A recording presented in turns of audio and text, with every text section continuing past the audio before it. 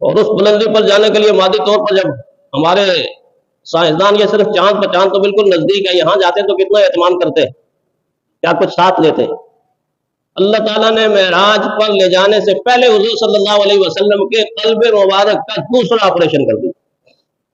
دوسرا آپریشن ہوا۔ فرشتے پیارے پیغمبر صلی اللہ علیہ وسلم قلب مبارک نکال کر اس دھرتی کے اوپر اور پوری کائنات میں جو سب سے مقدس پانی زمزم،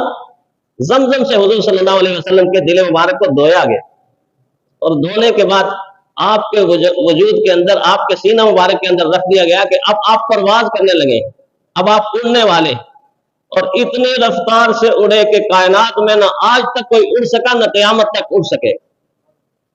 اتنی رفتار سے گئے کہ اس رفتار کا اندازہ آج تک نہ کوئی سائنس لگا سکی اور نہ قیامت تک لگا سکے گی، اس لیے کہ معجزے کو سمجھنا آسان